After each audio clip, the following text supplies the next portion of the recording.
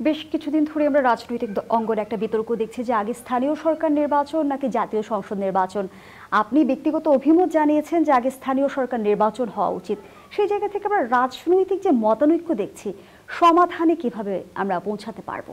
এটা আসলে আগে পরের বিষয় কিংবা রাজনৈতিক জায়গা থেকে বলা না। আমার জায়গা থেকে এটা সম্পূর্ণই আমাদের দেশের জনগণের যে প্রাত্যহিক, আপনারা জানেন যে স্থানীয় সরকার বিভাগের ইউনিয়ন পরিষদ, উপজেলা পরিষদ, একজন ওয়ার্ড কমিশনার এর অফিস, এই জায়গাগুলো থেকে মানুষের প্রাত্যহিক জন্ম নিবন্ধন, মৃত্যু সনদ কিংবা ওয়ারিশ সনদ সহ প্রাত্যহিক বিভিন্ন ধরনের লাইসেন্সের কাজের জন্য মানুষকে যেতে হয়।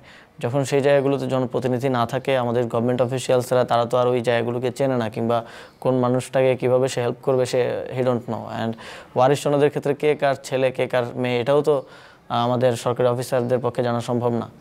এবং সরকারি অফিসাররা যেই জায়গাগুলোতে দায়িত্বে আছে তারা অধিকাংশই অতিরিক্ত দায়িত্বে আছে। তার নিজস্ব একটা দায়িত্ব আছে, পাশাপাশি সে একটা পৌরসভার হয়তো প্রশাসক অথবা একটা ওয়ার্ডে হয়তো সে দায়িত্ব পালন করছে। ফলে দেখা যাচ্ছে কিছু কিছু জায়গায় সপ্তাহে একবার কিংবা 2 সপ্তাহে একবার সে ওই অফিসে যেতে পারছে।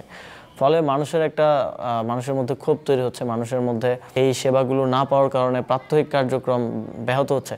আমার কনসার্নটা মূলত সেটা, আমরা মানুষকে একটা সুন্দর এক্সপিরিয়েন্সের মধ্য দিয়ে অন্তর্বর্তীকালীন সরকারের সময় নিয়ে যেতে চাই।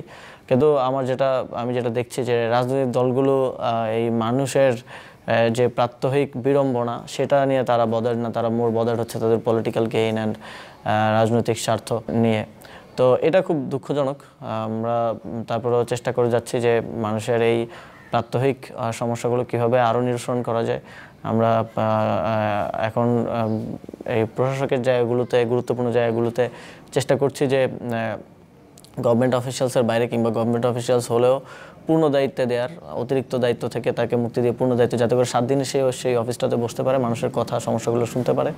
এর বাইরেও আমরা, যেহেতু আমাদের তো এত অফিসার নেই, আমাদের প্রায় সিটি কর্পোরেশন এবং পৌরসভা মিলিয়ে 9000 ওয়ার্ড, এই যে এতগুলো জায়গা খালি পড়েছে, এগুলোতে আমরা চেষ্টা করছি যে জনপ্রতিনিধি সুলভ যারা আছেন, স্থানীয় যারা আছেন, যারা আসলে বোঝেন সেখানকার মানুষের কী সমস্যা, তাদেরকে একটা প্রসেসের মধ্য দিয়ে সেখানে প্রশাসকের দায়িত্ব দেয়, যাতে করে আমার মানুষের কষ্টগুলো, সমস্যাগুলো লাঘব হয়। এবং নির্বাচনের বিষয়টা তো এখনও স্টিল নট ডিসাইডেড।